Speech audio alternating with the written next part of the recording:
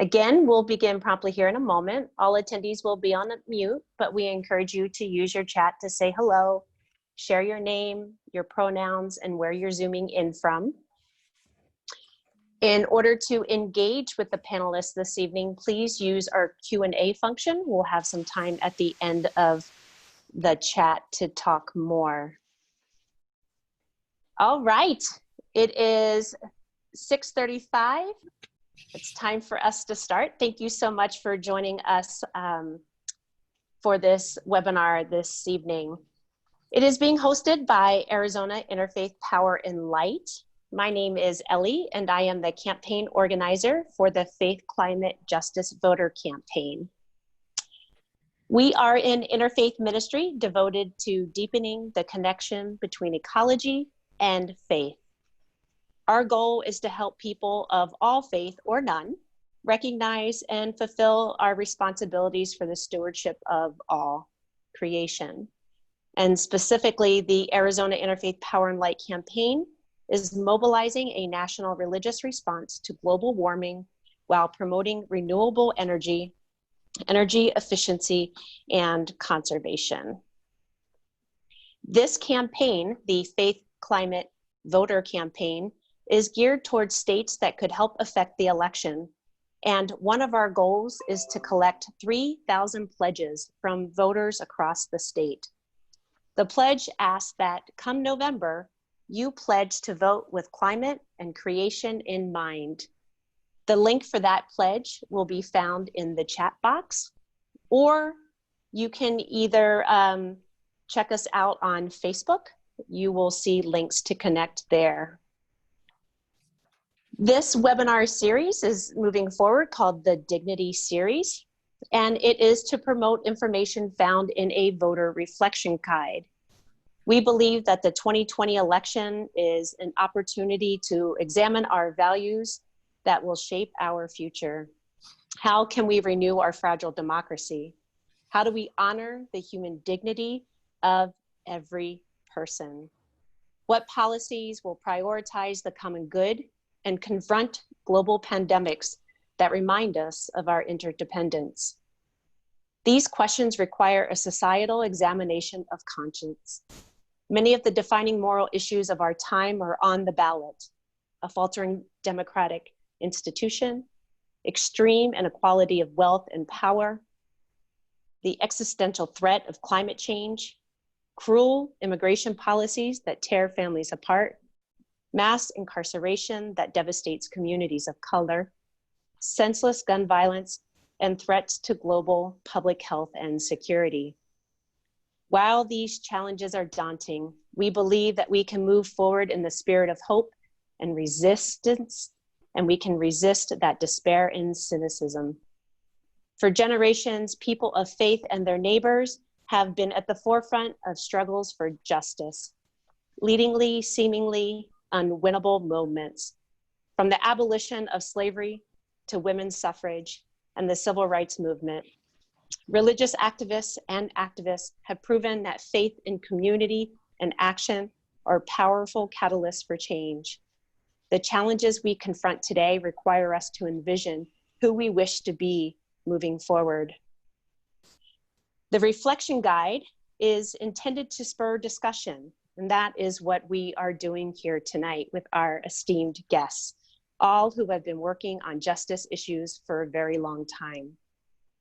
Our partner faith-based group for this program this evening is Dayspring United Methodist Church, which is located in Tempe, Arizona.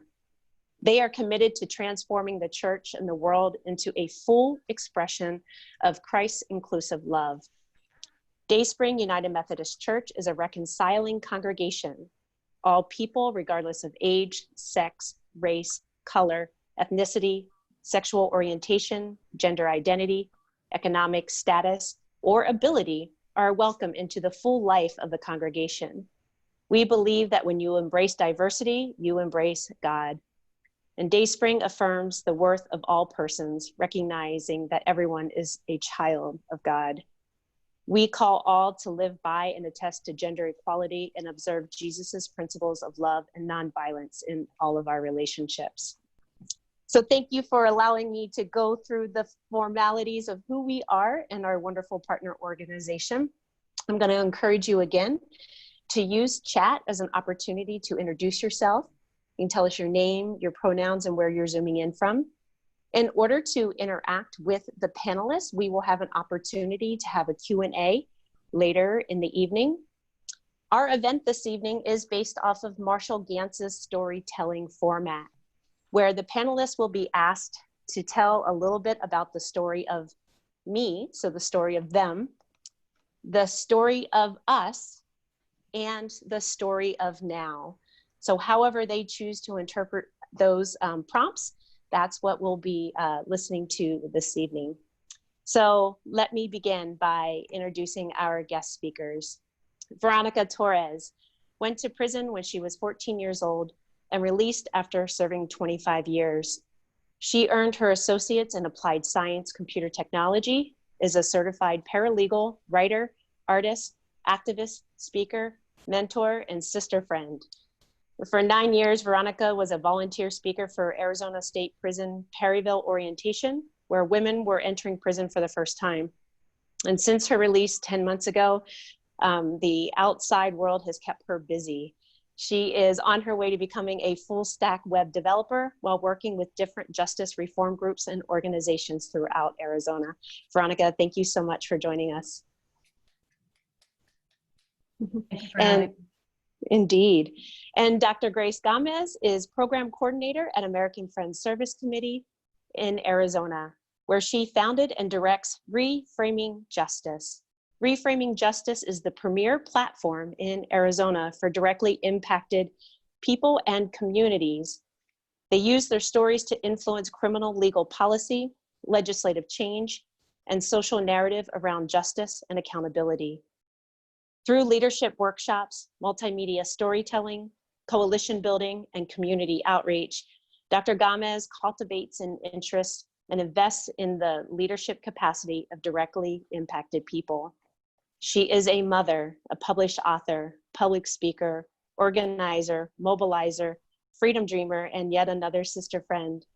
Gamez is a 2018 Lead with Conviction Fellow with the Just Leadership USA. She holds a PhD in Justice Studies from Arizona State University and a Master's of Science degree in Mexican American Studies and Public Health from the University of Arizona. And finally with us, and thank you for joining us, Grace. And finally this evening, Dr. Alan Gamez. Dr. Gamez is a historian in the School of Social Transformation at Arizona State University. Alan works with a number of community collective projects throughout the United States. And I promise he's not as quiet and short as that bio, but thank you for joining us, Dr. Gamez. Alan, it's a pleasure to have you with us. So again, the format of this program will model Marshall Gantz's storytelling process of the story of me, the story of us, and the story of now. So Veronica, Grace, and Alan, can you please take 5 to 8 minutes or so to talk about the story of you? How did you get to where you are now? And Grace, we'll start with you and then go to Alan and then Veronica. Guilt is, I did something bad. Guilt is something that can be reconciled, amends can be made. Shame is, I am bad. Shame sticks to you. It's a disfigurement that you contort yourself around. I was raised to wear shame like sackcloth.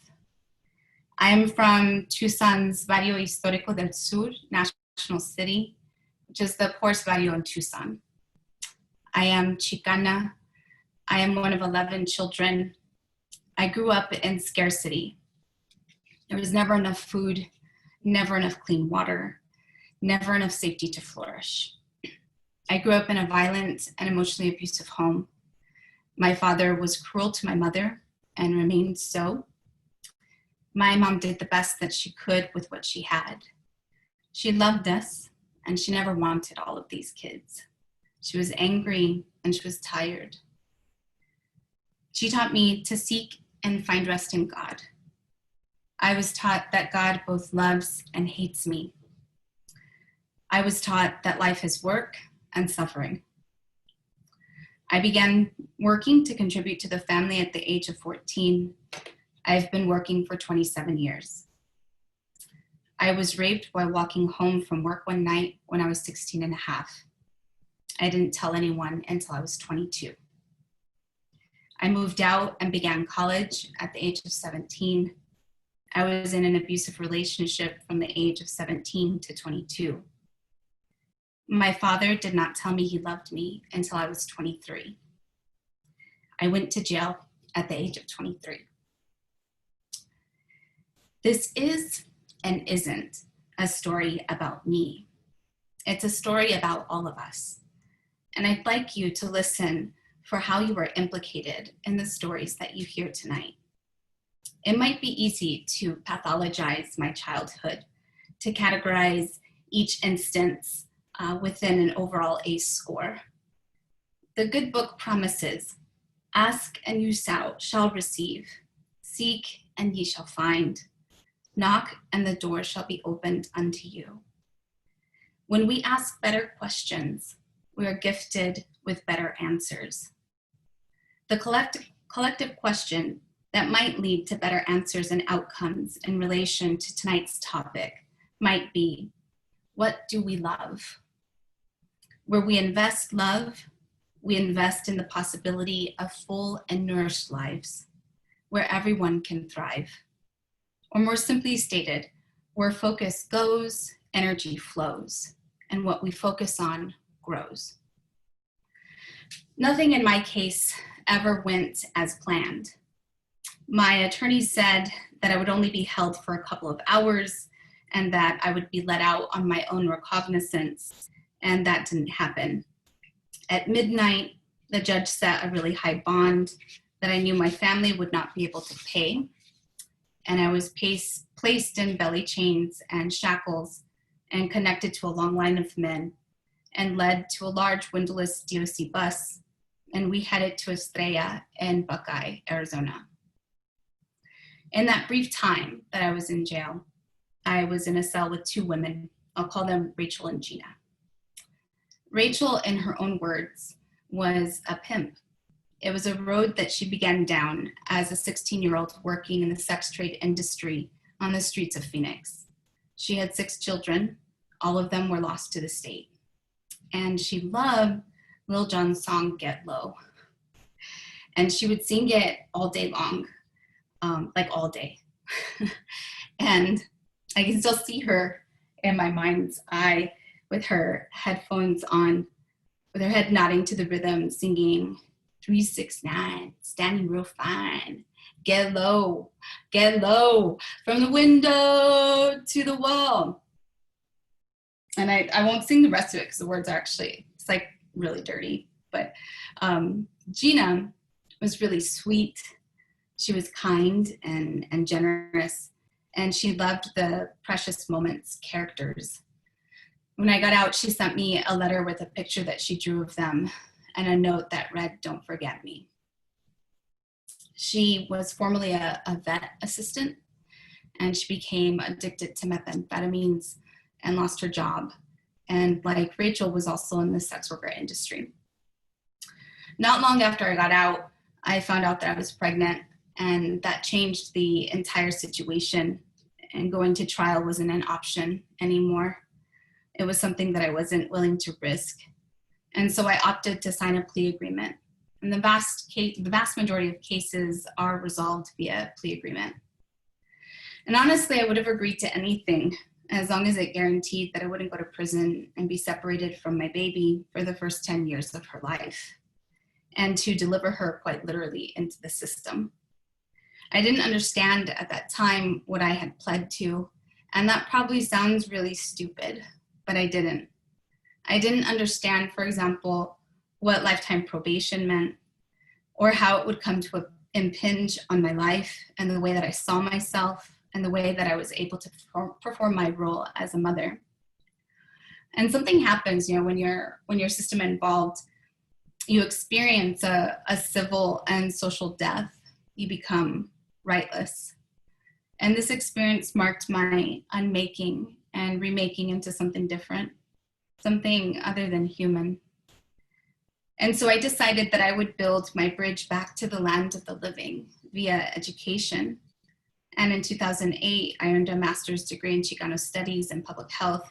And in 2015, graduated with my doctorate in Justice Studies. In the final year of my PhD program, I entered the academic job market, and I interviewed and was awarded a faculty position at Northern Arizona University. I was also awarded the Graduate Student of the Year Award and invited to speak at commencement. And it had been such a long time since I felt like there was possibility in life. And here it was, like, bubbling over. It felt like things were finally changing for the better. For the previous 13 years, I really had tried to live my life under the radar. I tried to pass as human, really. And that never happened. 5 days before graduation, I received a phone call from ASU leadership saying that they were revoking the award because, and I'll never forget this, they said giving the award to someone like me would bring shame and embarrassment to the event and to the institution. And I couldn't really do much to advocate for myself because there were two big things happening at the same time. First, I was petitioning the courts for early relief from probation, and I had this job offer. And I didn't want to jeopardize what I thought was freedom on the horizon. And so I accepted it and looked forward to finally obtaining the goal of getting this faculty position that I had spent 10 years of my life working towards. And then in June, I received a call from NAU saying that they had decided to rescind the job offer because they too felt like it would be indefensible if the community found out that they had hired a convicted felon. And just like that, this carefully constructed bridge that had weathered so many storms just gave way. I realized that, first of all, bridges are bidirectional. And if a community does not want a bridge to be built, it's not going to happen. So it doesn't matter what I do on my side or how much I want it if community does not accept me. And second, I realized that I was building my bridges in the wrong direction. I needed to be building towards other directly impacted people so that we could dream together and work to build worlds where we and our people thrive and raise visibility around the collateral consequences of being system involved, which are wide and diverse and ever expanding. Most important, I've grown to understand that life happens for me, not to me. Like so many of us that are in movement spaces, I'm here in this work because my life, my beloveds' lives, depend on the world I'm co-constructing. And to be honest, yours do too. Revolutionary love is the only way forward. Radical love to others, our opponents, and most importantly, to ourselves. Thank you. Thank you, Grace, so much. I definitely heard some amazing things. I know your story, but when you had talked about bridges won't be built if people don't want to build them, and becoming rightless. So I hope we can talk about that later. So thank you very much. Alan, we'll move to you next, please. Well, first of all, Grace, thank you. Veronica, it's nice to see you. Ellie, thank you for the invitation. I'm here in South Phoenix and Akimal Autumn, Pima, Pipash, Maricopa land, and I just wanted to remind ourselves about sort of when we speak from a very specific place, and that place has a history. Stories are relational, and I had some things prepared, but I also knew that when I heard my friends speak that there would be, a relational shift. And so I was raised in Corpus Christi, Texas. My father died when I was 2 years old. I was raised by a single mom who navigated a world that I've spent my life trying to understand. And she took me to my first political protest when I was 15, around trying to get library books and a library built in the city. But very much attempted to survive the world as a woman of color in South Texas, deeply segregated both culturally and legally. And so I was raised between rural Vanderbilt, Texas, and Corpus Christi, Texas, and Skidmore, Texas, where my grandparents lived, and moved back and forth between these spaces. I was very fortunate that, as we all know, families take care of each other in different ways, and then we have to learn how to take care of each other in different ways. And so I was fortunate to have access to education, and I hope we can return to the false promise of education a little later, as Grace's story is already revealed.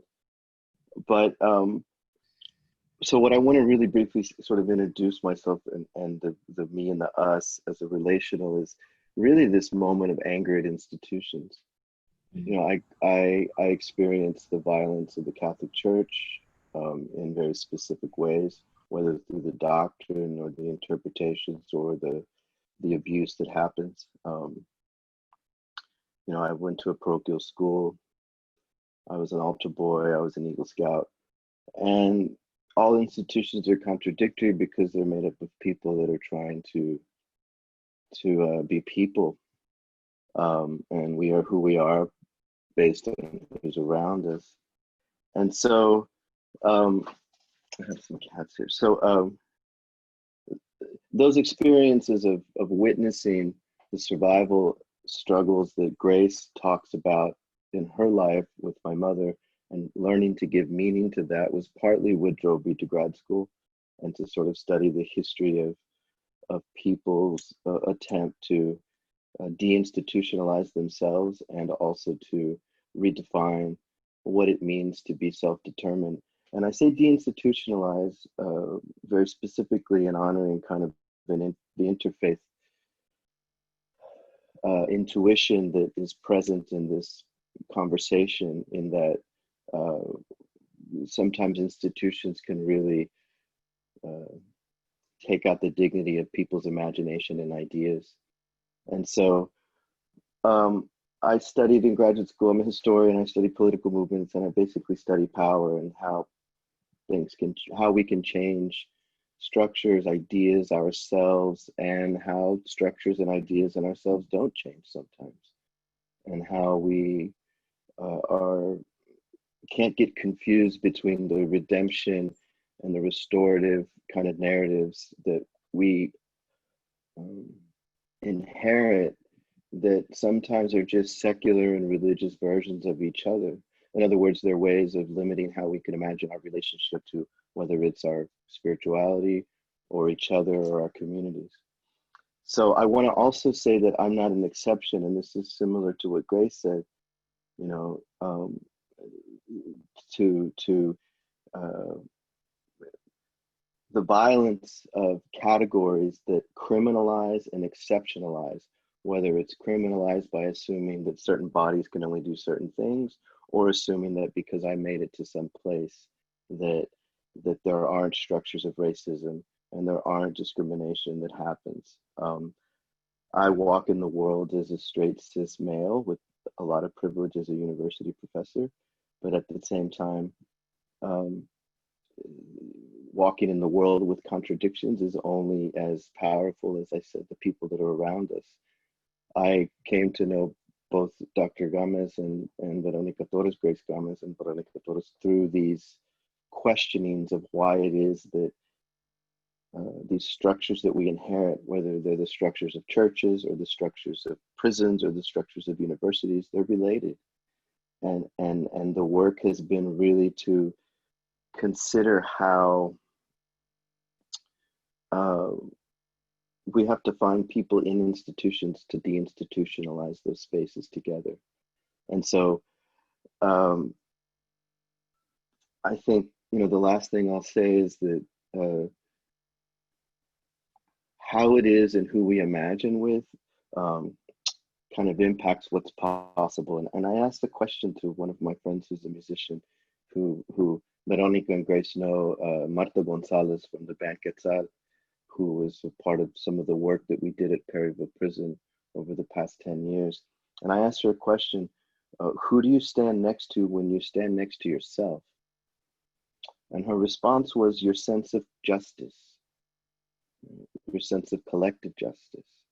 Right? And my sense of collective justice comes from the influences of my mother and my grandparents and people along the way who we've walked together asking questions, caminamos preguntando, as the Zapatistas say.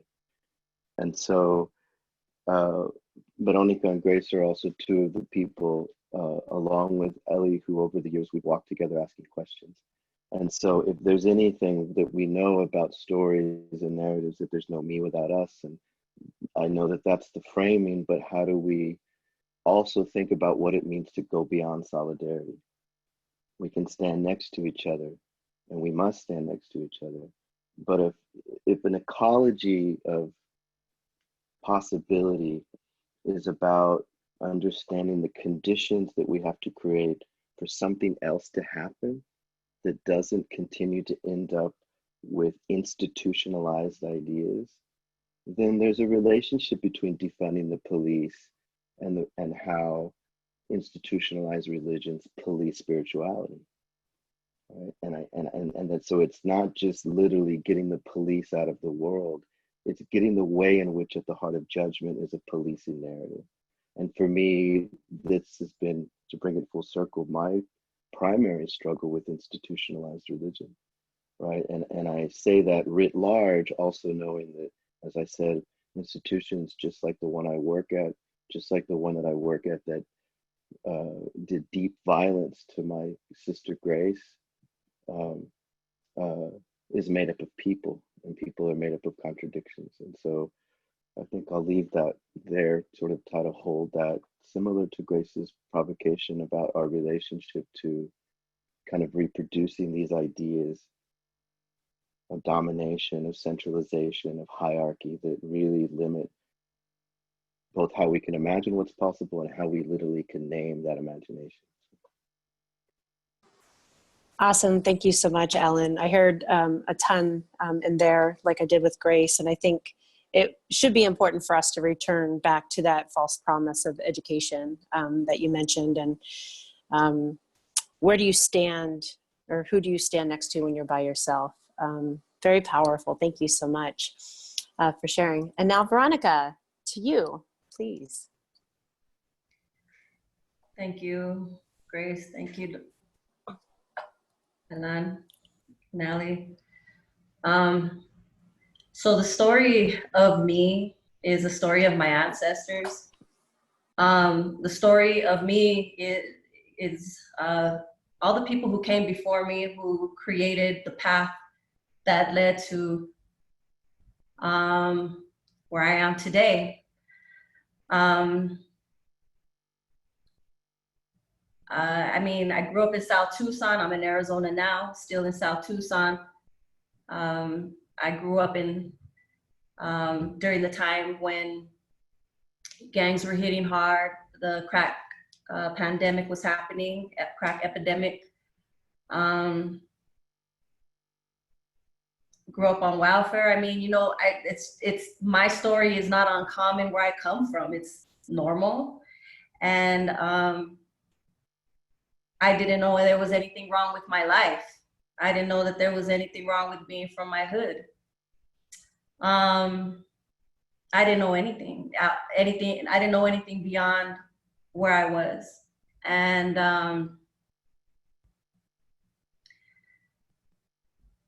getting involved in gangs. You know, how I ended up with the gun at 14 years old, I don't know. I mean, it was normal. It was normal, and it was expected that we'd end up dead or in prison. Like, you don't know what you're getting yourself into. I didn't know what I was getting myself into. I didn't know the long-term consequences for being who I was and for being where I come from. And so I ended up taking someone's life when I was 14 years old, in the name of my gang. and got sentenced to 25 to life without the eligibility of parole.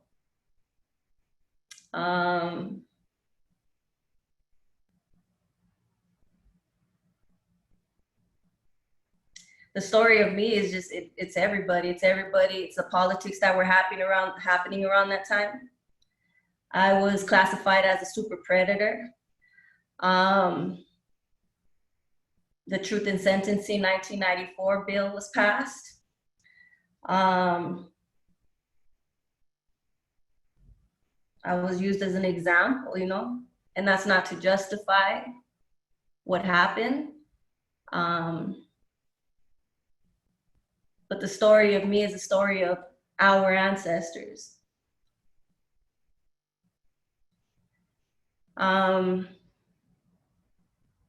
By the time I was 16 years old, I was in prison. I didn't understand none of what happened. I didn't understand none of the legal proceedings. I didn't understand any of the legal mail that I was receiving. I didn't understand why I was the only juvenile. I mean, I was locked up by myself for 5 months with no interaction with anybody except an officer.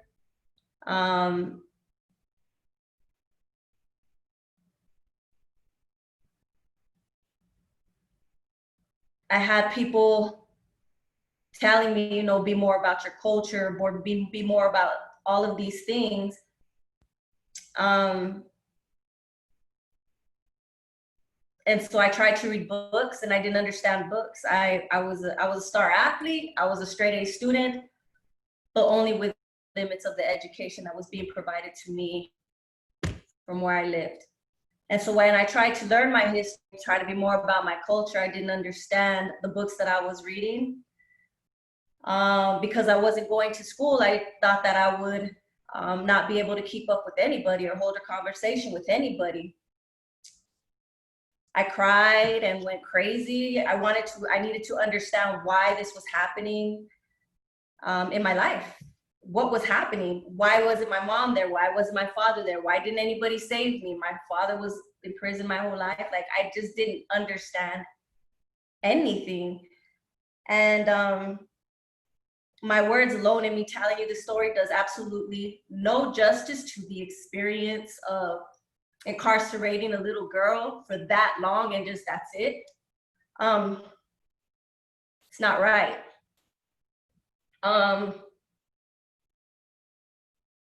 When I turned 18 years old, I hit the yard, and there was really no guidance, no teachers, no program. Like, there was nothing that would help me to get through the time or help me to adjust or understand what was happening on the inside.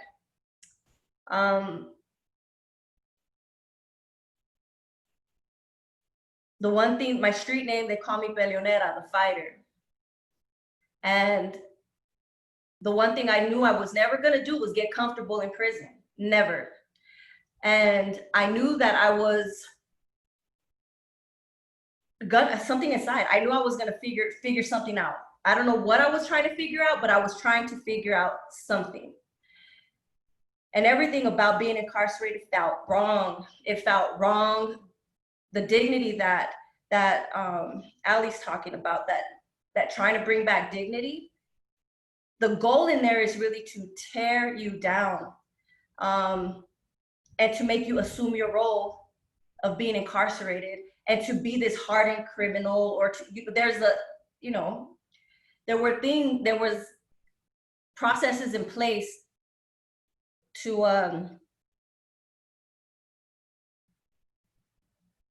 get me to be what I wasn't, what I was labeled,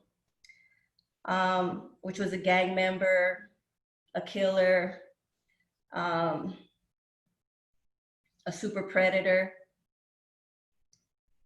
So I kept pushing on, and I continued to educate myself. I talked to a lot of the women around me, learned their stories, and I got into a lot of trouble. I don't profess to be that that I was perfect. I got into trouble.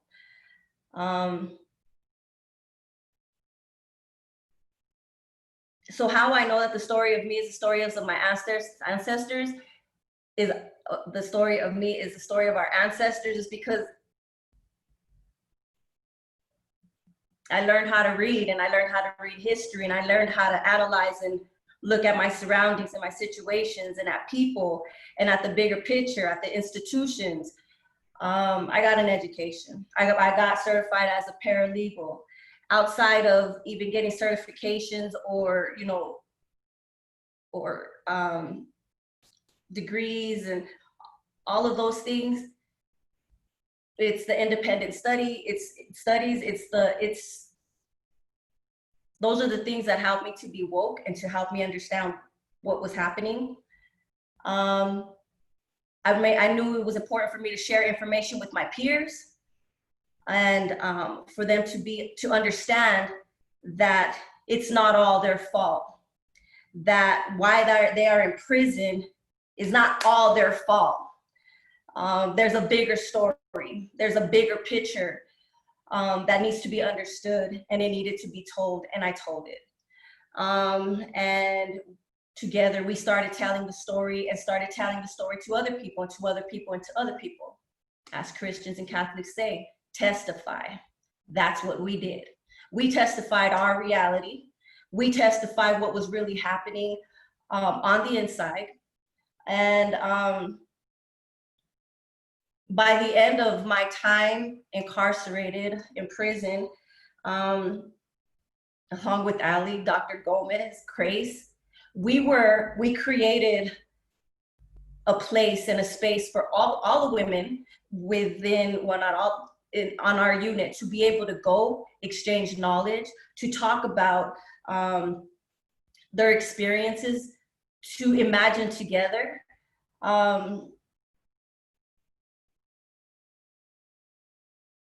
I mean, we created our own community, trying to figure out ways to get out of prison and to help our families and our communities from the inside. So the story of me is the story of my ancestors, where they've been. And, you know, we want to talk about history. History is playing itself out now. So it's, you know, some of us just have to be woke. Some of us have to walk with clarity. Some of us have to testify. I am a believer in the Almighty, and I know that I got through that because I know I got through my whole entire life and experience because of the Almighty. And yeah, so the story of me is longer than 5 to 8 minutes because we have to get into history before we could talk about just me. And then choice, something else. My whole life was led by people, paths, choices that I never made, and people telling me, you know, what my life was supposed to be. When I realized that I had a choice, I ended up getting out of prison. When I realized that I could control certain things, well, here I sit. I'm not supposed to be here, but I'm here. So, thank you. Thank you, Veronica. I've heard your story a number of times now, and I'm always moved at how much deeper you connect to it and connect to your ancestors, and more importantly, how you see that it connects to others. You know, talking about assuming the role that the work that you did inside was to help other folks realize that the assumption of a role is something grander than what an institution can put on you. So thank you. You're amazing. So thank you. I appreciate all of you for that. I wanted to start out this program actually kind of taking a deep inhale and exhale out, right? And I totally forgot to do that because I was like, oh my God, I gotta get started. I gotta make sure everything's working right. So if you're comfortable, nobody can see you except for the participants here. If you want to turn off your cameras, that's cool too. But I just want us to take a moment to breathe deeply at least 3 times. And as we're doing it, breathe in with a count of 4, hold to a count of 4, and exhale to a count of 4.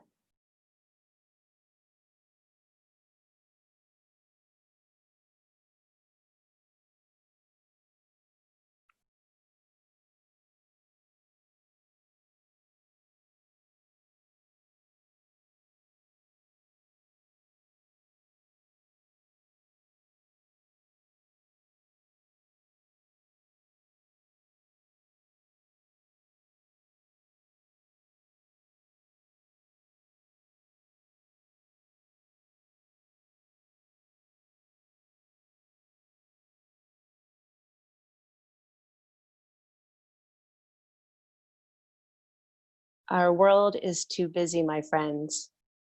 So I value the time that you're giving to us this evening, and I value all of your stories and experiences. So thank you for taking a moment to take a break and to breathe, especially in this moment. So now, Alan, we'll start with you for this. Can you share the story of us? Meaning, can you share what a collective of folks can do around incarceration or racial and restorative justice? I know you had mentioned restorative narrative earlier.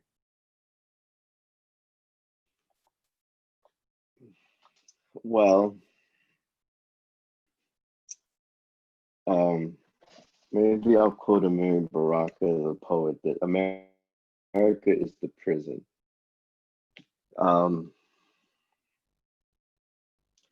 So every year in the fall, I teach a class on social protest. Veronica's, I think, taken the course when we studied at Perryville, and Dr. Gamez might have actually taught that course as well. I don't remember. But it is essentially an attempt to introduce a different story. Perhaps the word hermeneutical might be useful for those interpretations of the word in terms of the different perspectives and the consequences of different hermeneutical interpretations of the word. But when you introduce a different narrative, in this case, a historical narrative about this place that, as I mentioned at the very beginning, that we're still in Akimal Altum and Pipash land, that when you introduce a historical narrative that's based on demonstrating genocide and anti-Black slavery and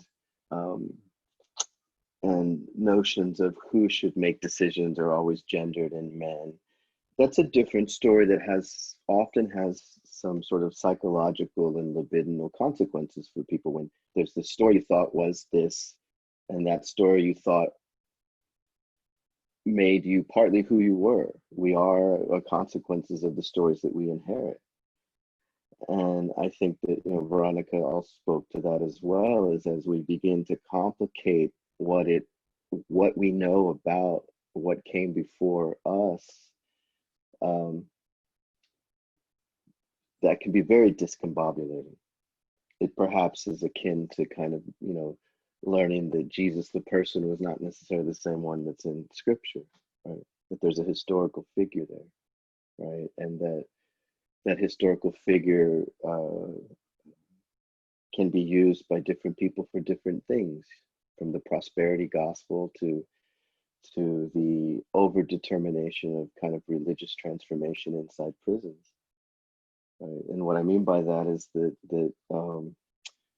we have to be careful with the institutionalization of all ideas. So I sort of start that way, and that to talk about prison and incarceration is to not only sort of talk about now and the institutions of prisons themselves as buildings, but all of the attendant ways in which universities, hospitals, school systems, policing systems, court systems, churches, right, police space and police people, right? And I think, Ellie and I have had many conversations about urban-based churches and their relation to folks who don't have a place to rest at night safely, right? So what does it mean to think about, and let me say the second thing about sort of thinking about beginning with incarceration and prisons is that, again, they're not just these buildings.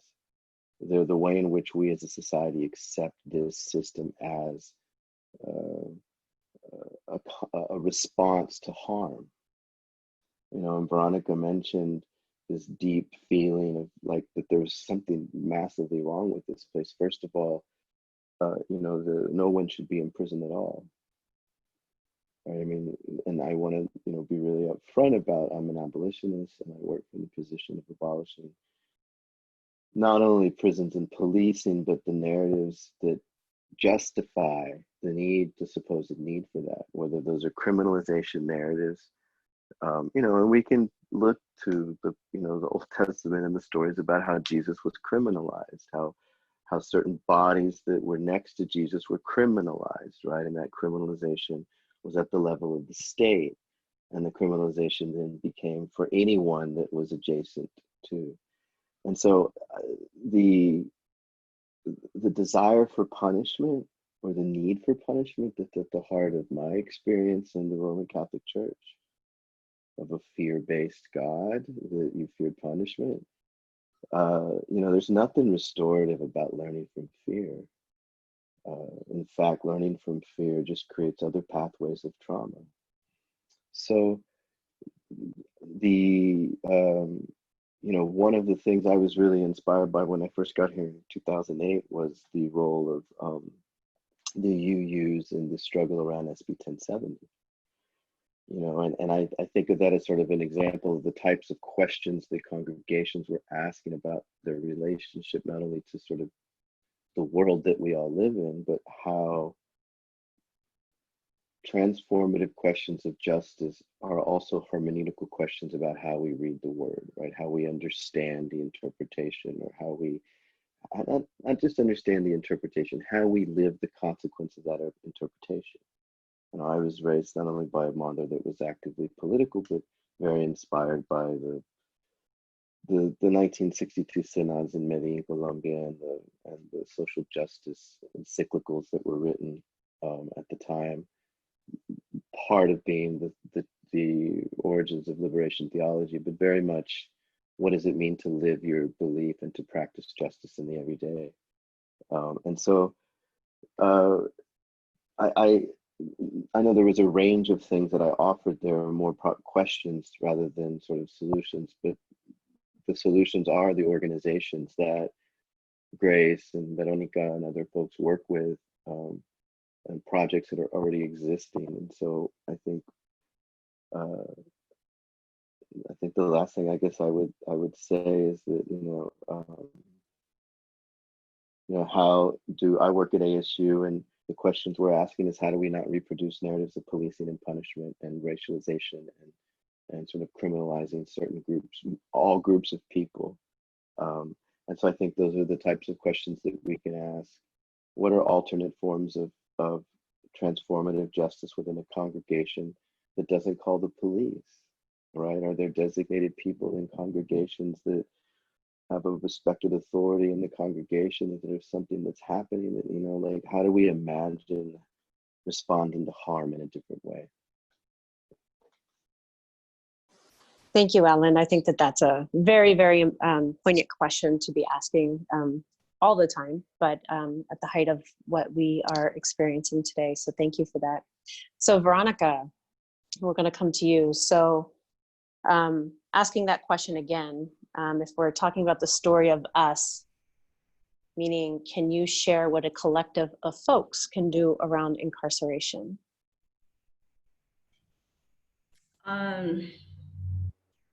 Or take liberty to answer that however you best see needed. Well, I mean, you know, when people are incarcerated and you think about the story of us, those people left society, ended up incarcerated, and will return back to society. So how we treat people who are in society now,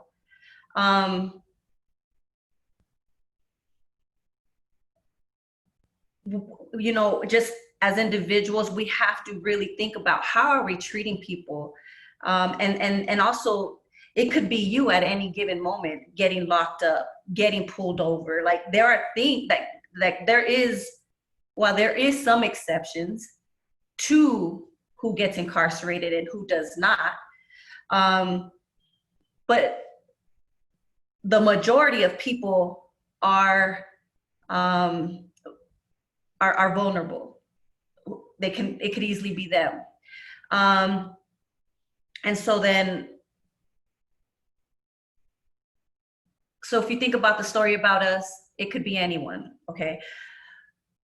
So as a collective, we have to take the business out of incarceration.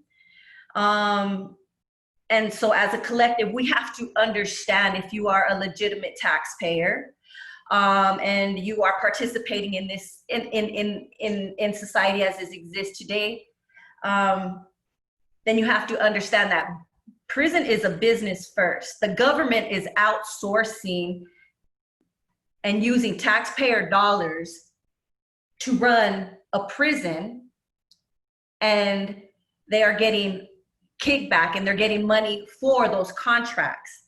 And so if you want to talk, so we're talking about vendors, we're talking about private prisons, so we're talking about facilities, we're talking about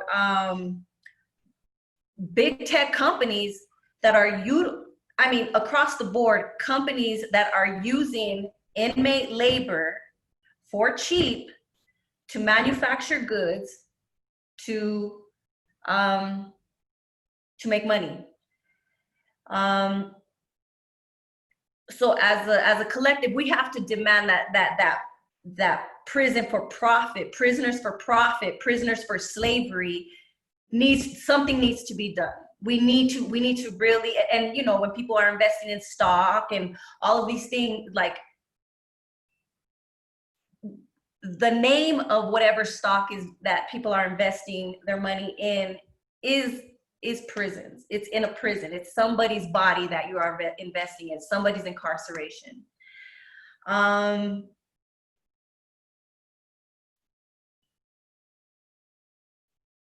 Everybody's feeding off of prisoners. Let's just be everybody: cops, judges, prosecutors, lawyers, lobbyists, you name it. So yes, it's a real situation. I hardly ever hear it being discussed. It's all, and as much as I think, yes, we should abolish prisons. Yes, I think that we should create a different set of ways to hold individuals, our own humanity, accountable for how we treat each other. Locking somebody up isn't the answer, but but in believing that that abolishing prisons should be a thing, I also believe in the times that we're living in, be realistic, rational and real about how we take the steps to get there, and just because I do this a lot and I talk to a lot of people who are opposite of me or believe that people should have prisons, and I'm open to those debates. I want to pick those brains too. So it's important for me to hold those conversations, to say this is what we need to do for around incarceration. So with regard to community, so again, that just goes back to who are we as a society? What are we doing as individuals to impact the communities around us? And how are we participating in those communities to heal each other, to heal people? There's just, and the communities that need the healing the most are the poor, the drug infested, the ones that have been in these situations for a long time. Again, I carry my ancestors with me. I carry the wars and the genocide and all of the things with me, to speak this language, to have dialogue. I'm in a position to have dialogue that was being had hundreds of years ago, to try to blend worlds, to blend cultures. The idea that I have to be a certain way, to speak a certain way in order for me to be able to participate. You know, it shouldn't be that way. Let me introduce you to a little bit of my ancestry too, you know? And so, you know, that goes into, you know, another question that you have, but it is communities, it is individuals, and it is understanding incarceration that any of us could end up locked up. And then what else can we do for incarceration? I wrote something else down. So while people are on the inside, they are just sitting there. It's dead time. And I can't emphasize enough, you know, especially faith leaders. Forgiveness is so key. You know, I heard someone once say, think about the worst mistake that you made in your life, and having to pay for that one mistake every single day of your life, and somebody throwing it in your face. You wake up every day. You shouldn't have come to prison. You depriving you of food. Like, you know, just forgiveness is key. I know that one of the hardest things in life is to refrain from judging someone, but everybody has a story, and we all contribute. And we all, on some level, society contributed to that person's story and what happened to them. And there was healing that needed to be had there. They needed help. They needed love. They needed care. So people in prison, they are hurting. They are being abused. They are being messed with. They are not getting adequate care, medical care. They're not getting adequate food. You know, and for people who feel like people deserve to be treated that way,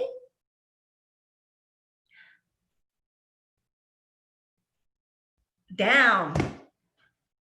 Because somebody might say, well, you deserve to be in prison then. You know? I don't know. So we just have to stay, I mean, in my opinion, we just have to be cognizant of the leaders that we're putting in, be cognizant of the businesses that are investing in incarceration, be cognizant of how we're treating people within our community, be cognizant of what we're really creating in society, be cognizant of if we want to be spiritual, be real and in terms of forgiveness, because people deserve a second chance. People deserve a chance. People deserve to heal.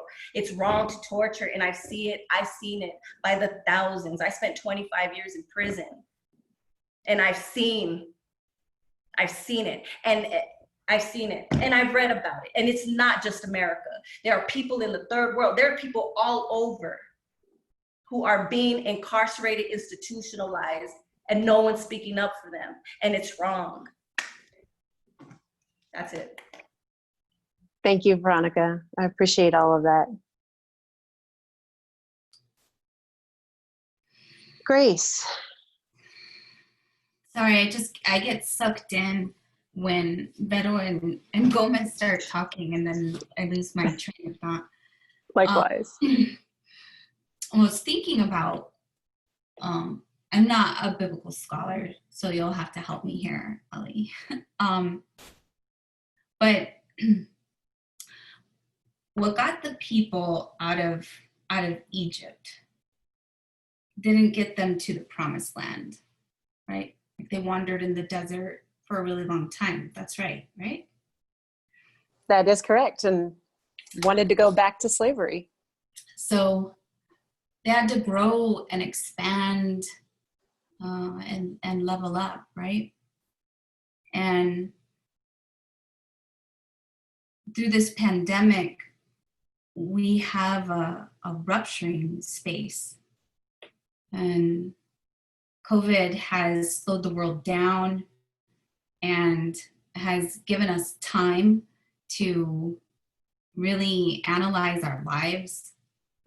And I think a lot of people are asking right now, and I might just be projecting, like, these are questions that I ask myself all the time, but what am I doing with my life and why? Who do I want to be in the world? and what is my contribution? Because for the Game of Thrones fans out there, winter isn't coming, it's here. It's here. And there's no going back unless we consciously choose to go backwards. But it will be a choice, right? We're in this moment of opening where you get to decide what you're committed to and invested in. And Veronica just listed out a whole line of inquiry that people could follow, right? In terms of the business of incarceration and punishment. And Arizona is really good at it. We're like #1 in the West and 4th in the United States. We might be 5th now, but in rate of incarceration. But you have a moment, all of us have time to think about now how your skills and your talents and blessings can be used in the service of the greater good in this moment. Nationally, we're seeing calls and gains for defunding the police and instead investing resources, like Veronica said, in historically marginalized communities. We're seeing people get out of prison because of COVID. And before COVID hit, we were seeing jails closing. We were seeing mass voter rights initiatives being passed. So what can you do? I think you can get disturbed, if you aren't already, about where you are personally and what you're doing with the resources that you have. You can study and learn more about incarceration in all of its forms. You can advocate politically and teach others. You can vote with directly impacted people in mind. You can donate. You can give someone a job if you own a business and make that a policy to hire people who have records. If you own property, you can do the same there, like rent to people who have records and make that a policy. Your options really are limitless. Resources for learning and engaging are all around you. You just have to seek it. I think that we have to work to challenge our collective pessimism and work at being innovative in our thinking. And sometimes that's committing to changing our perspective on what we're looking at. If I change the way, and this is Wayne Dyer, right? Like if I change the way that I look at a situation, I change what I see. COVID could be filled with dread and uncertainty, or it can be a moment of birth. Overall, I believe our next level is on the other side of our collective bravery. I made a decision to stop jiggling the locked doors and begging to be let back in, and instead created something from the ashes. And a decision really is just to cut off from any other option, right? Like you decide, this is what I'm doing, and you move forward. And I think that our freedom is on the other side of what we fear the most. And fear is often simply that which we don't understand.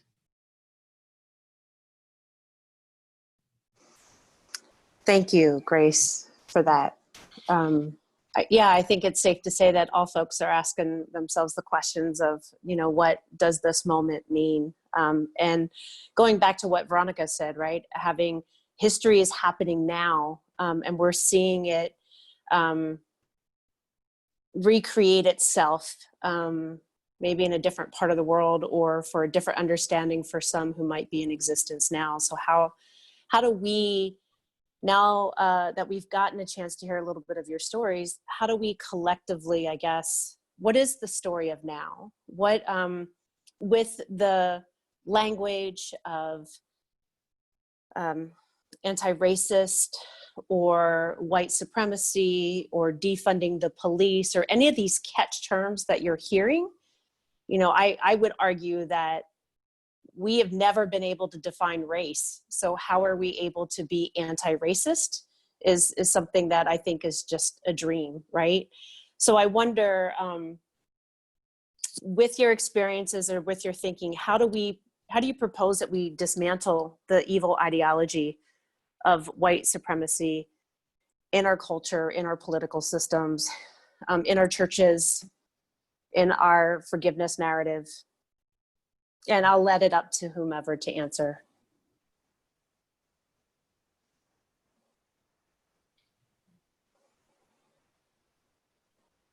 And while you all are thinking, because that's a pretty big question, for those who are in attendance, our participants, if you want to go ahead and if you have any questions that you would like to ask our panelists, the Q&A is open for you to do so.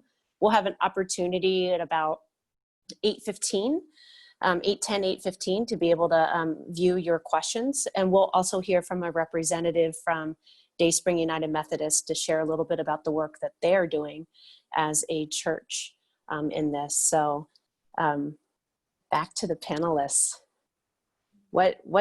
How can we dismantle the evil ideology of white supremacy in our culture, our prisons, our churches, our schools, our political systems?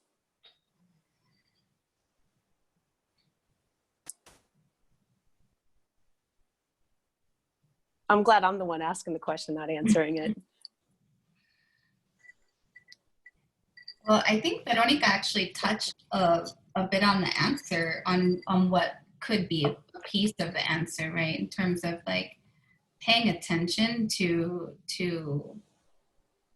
who's in power within these institutions, because who leads matters in all of these conversations, and that's something that.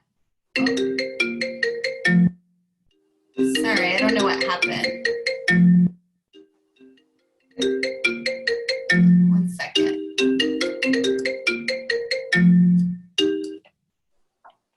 Sorry, can you guys hear me? Yes. Sorry. Teenager. Trying to FaceTime at this. It's connected to this computer. She can FaceTime me. So, sorry that I got knocked off. I was thinking about this article that Zadie Smith wrote in February, when she said in it that our collective memory is a work of historical erasure and political manipulation. And Veronica said too, you know, like you're seeing all of this it's in our faces right now, right? Like one of the gifts of COVID right now are these mass uprisings that we're seeing nationally that have prompted different questions, that have made there's something that Gamez shared with me earlier a couple of days ago about that have made what is rational irrational, right? Like having these mass conversations where people are like, electeds are sitting and having these conversations around defunding the police in a serious way and making commitments rapidly, right? To get SROs out of schools. That's a big one, right? So these things that I didn't think I'd see, quite frankly, in my lifetime are happening really rapidly right now. And I think that work of how do we undo is also personal work. Like we have, I keep in my comments trying to bring it back to everyone. Everyone has a role in this. Everyone is responsible, right? And not just these big theoretical kind of questions, because how we understand safety, how we understand justice is, it's a practice, right? It's something that we wake up and do every day. So I don't know that I answered that giant question of yours, but those are my thoughts. No, I think absolutely. Thank you, Grace. I think taking it down to look in the mirror, and Alan said this at the beginning, right? For us to put responsibility on institutions when in reality, It's the people that make up the institutions. And we are all victims of the institution. And so, yeah, turning the mirror on ourselves, I think that's wonderful. Veronica, Allen, do you have anything to say about this, or can I go to another question? Okay, so I have something. So the idea of white supremacy, I don't use it often. I don't say it often, but I see it. The reason it's hard for me to use the term is because I stand with white people. I stand with Mexican people, Native Americans, Black people. Like, they're my comrades. They are my friends. They are people that are in it with me. So I have, you know, seen the look on their face when we use that term, and because sometimes they don't understand the definition. Sometimes I'm trying to figure out, what the hell do they mean when they say white supremacy? Like, does it apply to them? Does it apply to them? Who does it apply to? Like, how, you know? But I see it in practice. Like, I know, like, when we've done some organizing on the inside, we knew who would and wouldn't get slammed. And so we knew, send the white chick over there to go talk to the people. Because if I go, I'm done. So, you know, we understood what would happen to somebody based on the color of their skin. But we didn't call it, we didn't say it, you know? And so I try my best to refrain from using that term, because I'm trying to recruit the white people too. I want white people to see it, call it, and then call their own people out, you know, like, hey, but for the sake of what the definition is, according to what we all believe it to be, which is, you know, it's an ideology. From what I understand it, it's an ideology that they are, that white people should have the absolute privilege. They are, you know, that what their opinions are absolute, and the way life should be, well, they know. And I mean, I don't know if anyone has read, you know, Deculturalization of Civilizations, where it was a deliberate, you know, kill the Indian, save the man type thing. So there are things in my history, in our history, that I know were deliberate decisions to deculturalize a people and to allow another to dominate. But that's history. That's history across the board. Anywhere you go around the world. So that we haven't figured it out after all this time is scary, and we should. So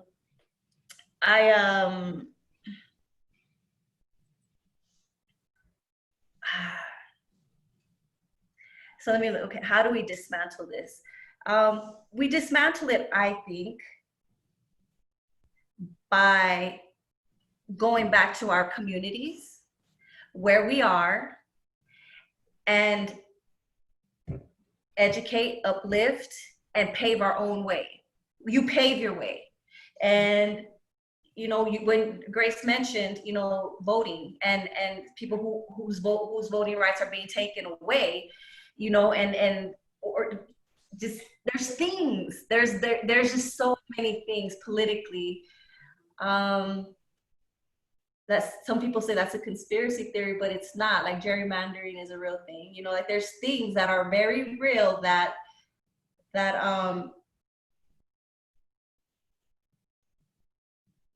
make the vote biased and not a real representation of the people. So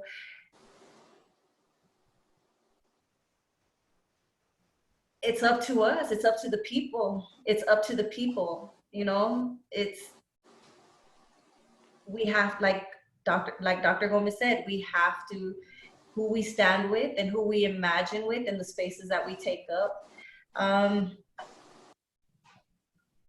are part of that process. I don't have the answer. I don't know. I just know that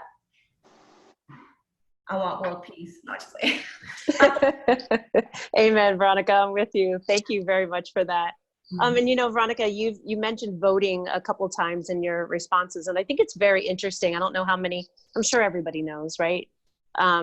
Is that prisons are often put into rural spaces, and those rural spaces are given a certain amount of power and influence over policy because they have electorates, right? They have this amount of people who live in this community. So now they get more power this way, but yet these people don't have the right to vote like any other community. So that's something strategic, right? That's something to pay attention to. Where do we place prisons? And I think it's also important. I want to clarify, you were talking about prisons and privatization. I always hear the argument when people are like, oh, well, you know, we're banning private prisons, but in reality, all prisons are privatized, right? And I think you did a good job at describing that. So I just wanted to make sure that our attendees are familiar with those kind of things. Alan, do you have anything to add, or? I mean, I teach classes on a lot of these topics, and I also live the consequences of these categories. And so maybe I want to just say something quickly about the term misogyny and patriarchy and the importance of using those words and kind of what that is actually naming very specifically. And sort of, and really, I appreciate Veronica's point about language and context. You know, if we can approach a conversation around white supremacy, and I use the word often because I think it more accurately characterizes kind of the lie, first of all, because that's not true, right? Even though people may believe that, and even though people may not believe that, there are structures that exist that we benefit from. And I say I because though I'm not white, I'm not black.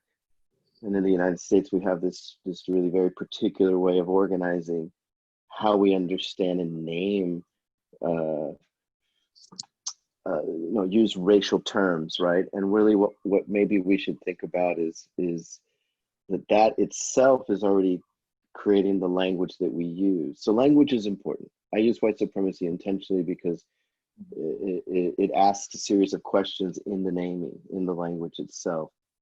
But I also use the word, I brought up patriarchy and misogyny because when we think about different groups of people that assume they are better than others, that crosses a different sort of experiences, right? We are currently, you know, witnessing the weaponization of Christianity by a leader who deeply understands what he's saying and what his followers believe. And I think that's something we have to be very clear and take seriously about. That we may entirely disagree and think that what is being said by the current president is very violent and conditioning the possibility for people's premature death, that it's targeted by not only armed agents of the state, but civilians as well. That's part of white supremacy. That is a deep manifestation of a long history of organizing society so that certain bodies and certain communities thrive tomorrow in ways that others don't, right? And there's a relationship between, I'll use Phoenix, I live in South Phoenix.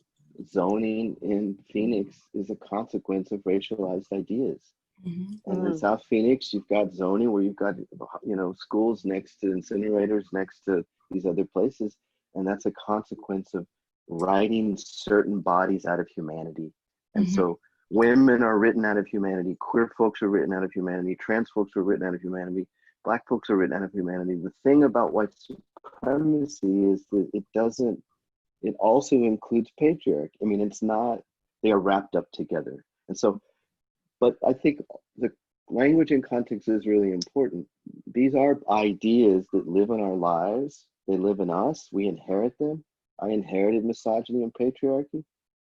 I was taught to reproduce it and to benefit from it, not only to not see it, but when I did, to justify it away. So, and this, you know, we can go back to a hermeneutical reading of the word. You know, you can read the Bible as a fascist document, or you can read it as a liberatory document. And it's been weaponized as a fascist document.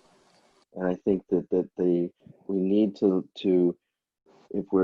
if language is the way we represent ideas, but there's also a psychology to language. Language does something when we use certain words. It does something to us, right? And so how do we reclaim language that can activate a different way of feeling? And I feel different when I say the word white supremacy than when I say racism, because racism is a consequence of white supremacy. We can talk about racism all day. White supremacy is the origin, right? And that has to do with European assumptions about civilization and philosophy and notions of who's a subject and what consciousness means, and right, the gendered notion of like who can be logical and who's not. I mean, we've all inherited those things, and so that's why we can see them existing in a colonial sort of mindset that continues to exist, right? Ashish Nandi, who's an Indian writer, talks about the last colonial struggle is the one of the mind. And I'm not talking about decolonizing the mind, because decolonization is not a metaphor, as some people have written that are very important. Decolonization is actually returning land to indigenous populations, right? And that's a whole different conversation of Christianity.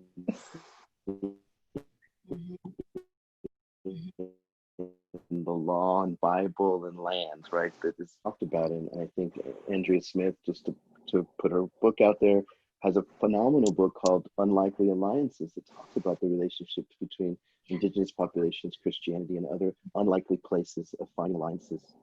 To imagine that we want a world that has all of these things. We just don't want folks that don't want a world that has all of these things, because that means it doesn't include us. Awesome, thank you. And if I can ask the panelists, you've all mentioned some wonderful things that you've read or watched or heard about. If in the next half hour or so, if you can find an opportunity to put that in chat, so that way our attendees have an opportunity to grow as well. I appreciate that. One final question really is, what does a safe community look like? And if you are currently doing work around building safe communities and you would like to share, please do. And I ask that question, I'm very hesitant to ask the question that way, but it is one of the questions on the voter reflection guide. Actually, the question is, how do we build safe communities for everyone, particularly people of color? I think that that's obvious, but I would like to know a little bit more about what does a safe community look like for you, and to share about your work. Or change the question, ask a better question. I think this idea of how people create safety for themselves is an old one, right? I've been working with a group here in Tucson called Flowers and Bullets. They're doing the work. What I'm doing is framing their work as alternative safety work. So work that's alternative to the punishment system. And it's diverse, right? You know, it's really care work. In Tucson, there have been 2 recent deaths in police custody that have really galvanized the community of Tucson, again, to think deeply about our investment in police, in the sense that we divest from all of the life-giving resources that everybody needs, right? Like everyone needs things to thrive, right? And we divest from education, we divest from healthcare, and what we fund the most in the state of Arizona is punishment. over $1 billion a year goes to punishment, right? That's not even looking at policing budgets, right? And what Veronica's been speaking to this all night long, right, is that what our communities get are police. We don't get care workers. Our schools are underfunded because they're funded by property taxes, right? You know, our schools in South Tucson frequently receive the hand-me-downs from other schools in the district that are in wealthier areas. Our children, and I mentioned Barrio Histórico as being the poorest neighborhood in Tucson. Almost 90% of the children in our community live below poverty, and they are on free lunch. And like Veronica said, it was like, that's normal, right? Like it wasn't embarrassing because everyone was on free lunch. And so you don't question it because that's how it is. So this collective, Flowers and Bullets, emerged out of the anti-ethnic studies bill that was passed a few years ago, 2012, I think it was, where only Mexican American studies was targeted and made illegal. It was placed under a Homeland Security bill, actually. And these young people watched school officials, like Dr. Gamez has been talking about, institutions, right? And the similarities between them, right? The prison system, the church, the education system, like the logics that they employ are really similar. So TUSD officials go into the classrooms, they pack up all of their books, they label the books seditious, you know, like A People's History of America, you know, I don't even know, like Paulo Freire, you know, like all these books that are just part of, that everyone has read them, lots of people have read them. But it was dangerous in the hands of young brown children, right? And knowledge is dangerous. It is dangerous when you begin to see yourself in a different way and you understand that you are, for me, you know, I'm in a going steady relationship with Jesus. So when you realize that I am a child of the divine and I carry that divinity in me, right? It changes how you walk in the world. And armed with that knowledge, these young people begin to look at their neighborhood and ask different questions, right? Around why.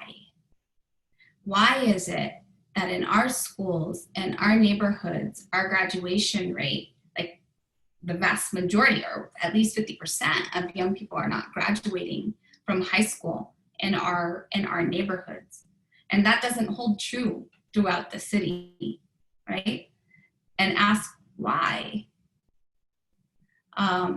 And what they did was a needs assessment in their neighborhood. That's what I would call it. And they're in Barrio Centro. And looked at, you know, what is it that the community is saying that they're struggling with? And what they found was high rates of incarceration, diabetes, food insecurity, lack of jobs, things like that. And their answer to that, right? So then how do we then solve the issues? How do we speak to the issues of our community by ourselves and for ourselves, right? Was a sustainability in urban farm.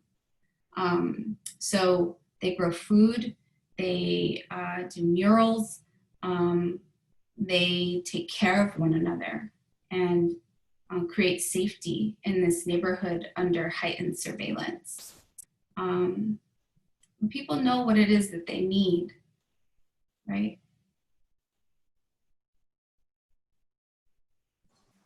Thank you, Grace. And I love that they are doing all of that work out of an abandoned school.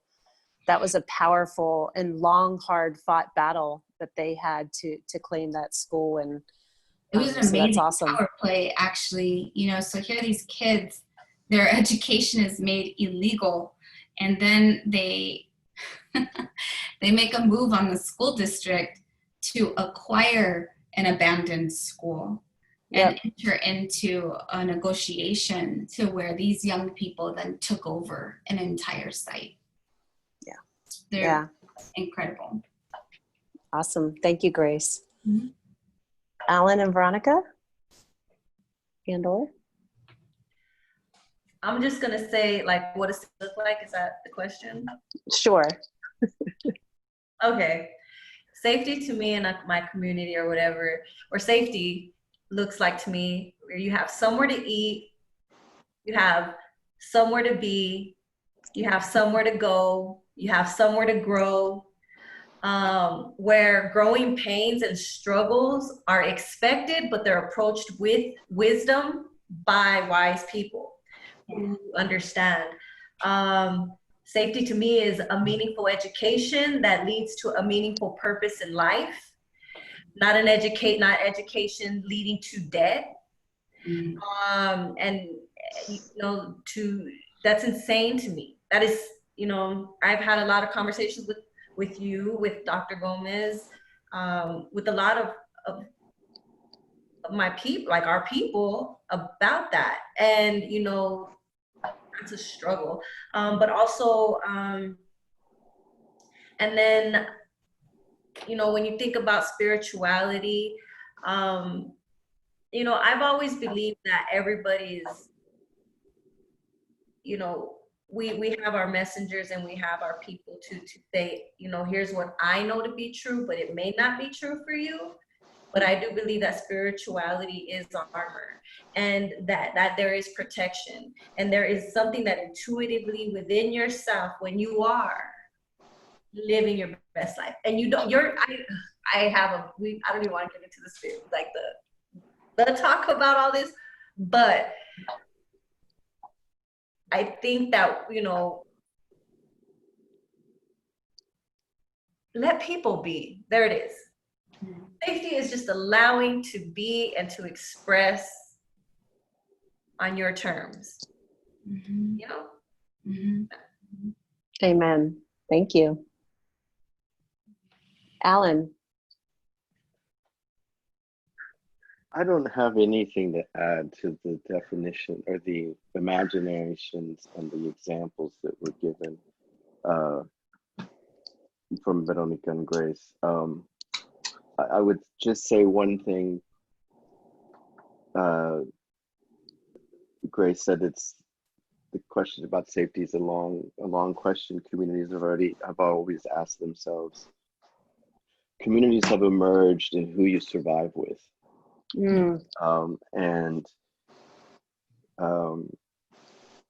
But very practical, like Phoenix, I volunteered a project, Phoenix Mutual Aid Project, that is, you know, solidarity, not charity. It's an idea that there's enough resources in the society and our communities to recirculate them. We just have to organize ourselves to recirculate those resources. And that it's not transactional. There's not an expectation. Nobody tells us thank you because it's not ours. And I think that model, it's a long old model, and it is one that doesn't mean you have to come to a meeting or any kind of gathering. It's just simply people getting together in this space to kind of come up with ideas to make tomorrow less messed up than yesterday.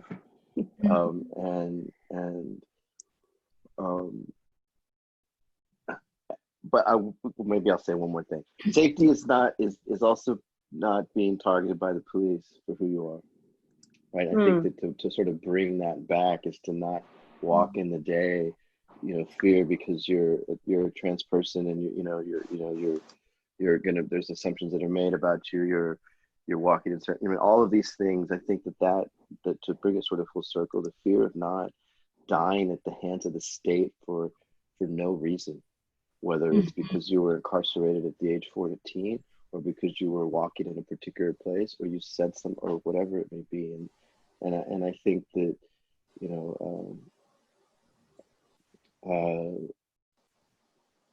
if we can decenter punishment, retribution, and the violence of the state, and shift resources over to the very specific things that Veronica said about what safety is, and the examples that Grace gave in Tucson.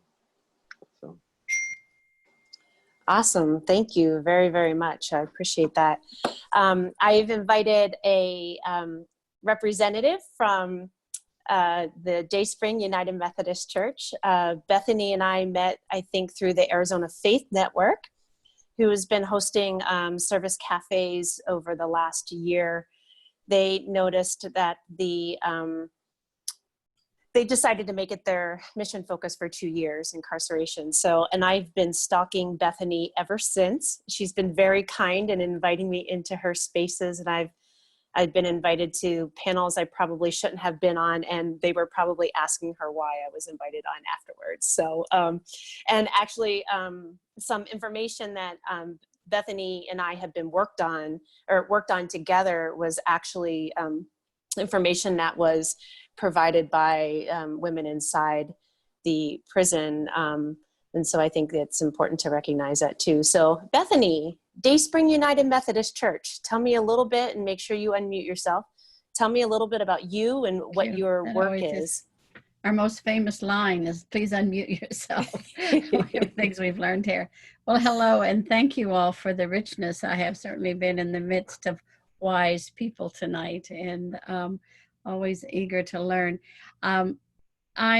Yes, Dayspring, I think you did a very good job by reading some of the mission there. I feel very blessed to have landed there, not fully by accident when we moved from Colorado, but it is a very rich and open church, and freedom to do a lot of things. I head up something that's called Church and Society, which is there's always that aspect of charity, and that has to always happen, but I'm in the more of the action and changing and doing, and that's the other part of that. How do we change the systems?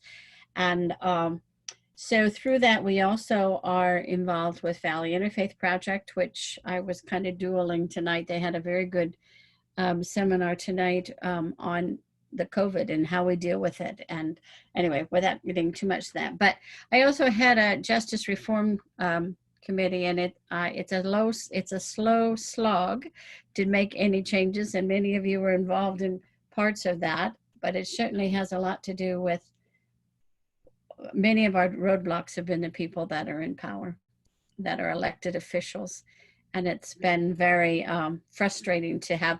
I think the energy is there to change and do more, but we've been stopped in a lot of ways. So thinking about that, but on the other hand, I also feel that this is a new time, that there really is some energy that I've not seen, that I know of in recent times for sure.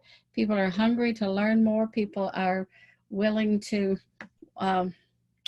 say this is so many different things. It's a systemic thing. It is what you've spoken about. It is it's keeping people down. It's keeping people from. It's economic. It's racial. It's all of those things together. And I don't remember which one of you said this, but we can't go back. And I'm hearing that from others. Oh, we can go back, but I think there's an energy to not go back. There's so many things wrong within our society, and it's laid them wide open. So I'm in the midst of that, and there are a lot of people willing to do that. One of the things that in the people that I'm around are most anxious to, it's like I said, it's an energy that is catching and it's people are looking at things in different ways. But one piece is that we're going to start here next week is the 21-day challenge. You all, are you aware of some of this? This is to help those of us that have white privilege here to to even those who think that we're on the path to be supportive or understanding, to really open ourselves up to more. So there's a start, and every time we find we stumble all the time in different places, but I just am really more enthused than I've ever been, more energy, positive energy to work with. So anyway, and willing to learn. So thank you. And yes, it was quite a find to match up with Ellie. So we are, I think, John Lewis, we can do that good trouble stuff. I think we're on his path there trying to. I have spent quite a bit of time inside and outside of prisons, teaching and all, and learned very early on that we're all the same. It's just where we came from and what do I want to say? The injustices are much larger than people realize. Indeed. Thank you so much, Bethany. Anything else you want to add about Dayspring? What's coming up next for you all? Well, we will do something more such as this and probably play some of this as well that's recorded. And this 21-day challenge, as I said, is starting that way. We've had quite a few what we call house meetings and sessions just to let people feel and hear where they are. However, we're pretty much, we're a pretty much upper middle class, and we have to know that and know our privilege there. But to your point, Alan, when you talked about white privilege, and I appreciate very much you're saying the word and the power that is there, there are those people who can't see past that. So we have to have dialogue too with the ones that get defensive about that. So there are many, many words. There's a lot of power in any kind of word. So in some situations, that isn't the word that's used there, but systemic racism is a very real thing. Indeed. Thank you so much, Bethany. And I really appreciate Dayspring's support of this and our relationship always. And she is a recent downloader of the Faith Climate Voter Reflection guide. And so she's been able to hopefully look over those things and be able to have some of those house meetings with the congregation and all of that good stuff.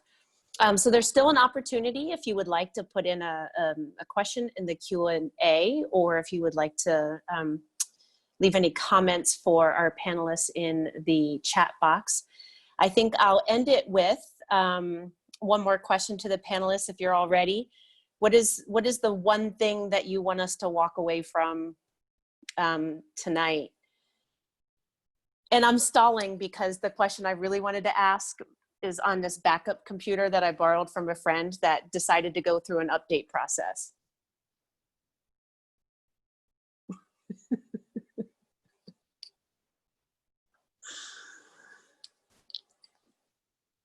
Always, it just always happens, right? So while you all were thinking of that, Andrea asked a question. We are hoping to, in August, host a webinar once a week on the voter reflection guide. And we're gonna do it in a series of ways. We really had some special guests tonight, so that's why we chose the 2-hour program. We have some 90-minute programs and some 25-minute programs coming up to be able to respect the time of everyone. But if it is something that you want more, I will be sure to put my contact information in the chat box and reach out to me, and we can explore more.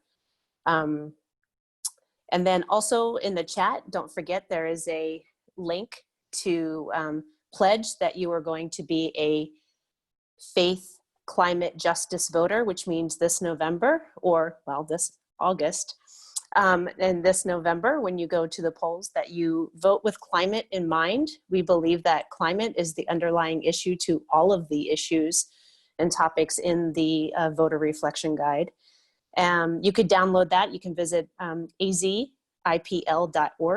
And there's a nice, beautiful button in there that will allow you to sign the pledge. If you would also like a digital copy of the voter reflection guide that we're basing our topics off of, you can go to faithinpubliclife.org and download it there. I'll put that information back in the chat again. But in the meantime, Alan, you unmuted yourself. Oh, okay. Well, I would just say one thing, and don't forget when you didn't know something, when you're talking to someone about what you've learned, right? Like,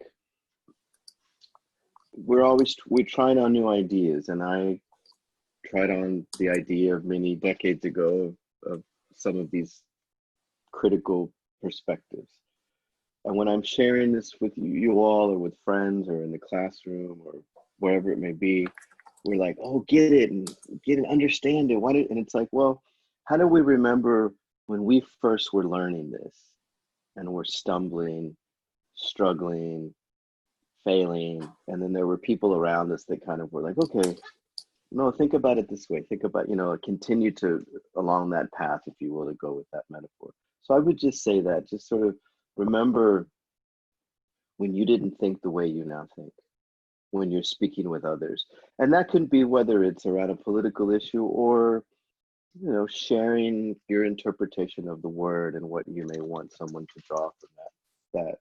So that would be the only thing I would say. And thank you very much to everyone that's here, and Ellie for organizing it, and Grace and Veronica as well too. Thank you. Thank you, Alan. Appreciate you. Veronica, Grace, final words? I dropped a link in the chat box to AFSC Arizona's website, which has a lot of research on privatization, all kinds of stuff, on sentencing disparities. The big thing that AFSC as an office is working on right now is the Second Chance Act, which is a ballot initiative that would undo truth in sentencing in the state of Arizona. And Veronica mentioned truth in sentencing in her story. So what this would do is open up the possibility of earned release credits. It also would restore judicial discretion and in the practice of Hannah priors. And with regards to judicial discretion, if a judge wants to depart from a sentencing structure, it can only be to sentence downward, not to sentence upward. So this change is slow, but it is a step, one step. So the link's in there. It's called the Second Chance Act. The ballot is currently being challenged by Barbara Wall, who's the Pima County prosecutor. Yeah, anyways, so be aware. Awesome, Grace, thank you so much. And regarding the reframing justice, how can people learn more about that? Reframing Justice, there's a link to that work that I lead on the AFSC website. In terms of the work that we're doing within Reframing Justice right now, it's this community safety document. And I didn't say this before, but one of the questions that was asked was around how community members define safety exactly. And their responses didn't have anything to do with police, right? Nicole Siegel calls policing violence work, not necessarily care work. And when people talk about safety, like,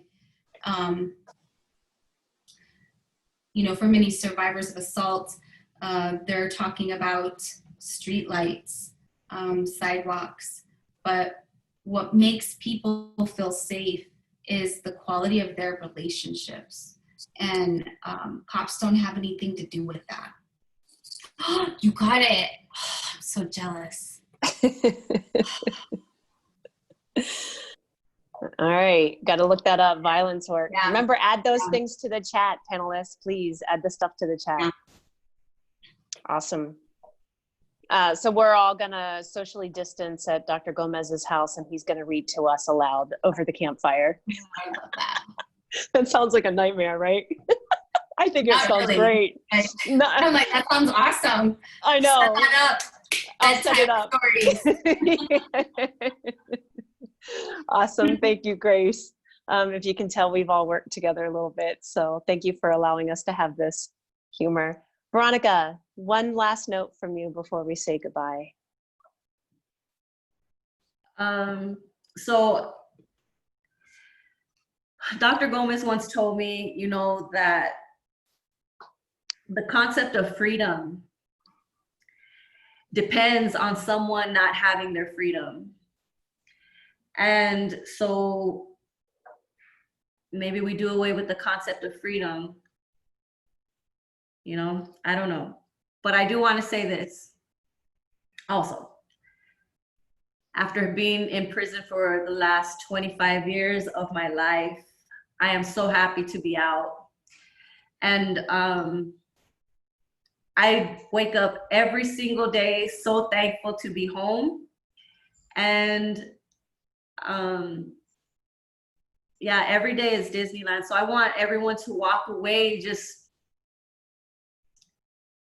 thankful, just be thankful, you know, for the little things. Don't forget, you know, the beauty in the little things and being able to be with your family, the beauty in being able to be outside when it's dark or when it's windy or when it's raining, or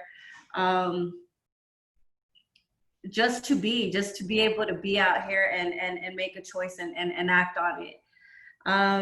Be thankful, you know, just be thankful, but also be conscious of, you know, everyone makes mistakes in life and everybody deserves to be told that, you know what, it's all right. It's okay. You know, you made a mistake. It's okay. And there's a lot of women in there who are, like, I can't emphasize enough, women, men who are struggling, who have a story and who need people to care, somebody to fight for them and say, you know what, these are human beings, man. And before they ended up in prison, they were out here, and what happened? You know, we all deserve healing. We all deserve somebody to care for us, even if it's just one person. So yeah, be thankful for your freedom that you do have, but don't forget the people that are in there. They need us. They really do. I should be a lost cause, right? I mean, I was in prison for more of my life. I spent 14 years out here and 25 years of my life in there. And I was supposed to be this super predator who would never be anything than what I was when I was 14 years old. But I'm not that. And I'm happy. And I just want everybody to experience having a second chance, or just being able to have forgiveness within themselves, because you don't have to be in prison to be in prison, you know? So it's the little things, and that's all. Thank you, Veronica. I want to thank Dayspring United Methodist Church for co-sponsoring this with us. I want to thank all of the attendees who joined us this evening and dedicated 2 hours of their time to hearing wonderful personal stories. And to the panelists, you know, there is nothing better than to spend an evening outside of prison walls with you all. And even if it's done digitally, I am a better human because of each of you and all of the things that you believe in. So thank you for that. And I don't say this empty. I want the panelists and the attendees to know collectively and together that I love you. I think it's important that we start this love revolution. So One more thing, we have like a minute left. Doug Bland is our executive director with Arizona Interfaith Power and Light. I don't know, does he want to say anything before? He wasn't expecting this, so hopefully he's still there. Do you want to say anything before we leave, Doug? When you're on mute, there you go. Yeah, can you hear me okay? Indeed. Thank you, Ellie. I thought you did an excellent job facilitating, and panelists. Each of you brought a unique perspective to this issue, and I'm so touched and moved by your story. So thank you so much. They get an A. He teaches storytelling at the Storytelling Institute at South Mountain Community College, so you all get an A. Follow us on Facebook, Arizona Interfaith Power and Light, on Facebook, Instagram, Twitter. There'll be a recording of this later, also on our YouTube. And then email me if you have any questions or any additions or anything. But again, I say the words, I love you, peace and blessings to you all, and I love cats too. So have a blessed evening.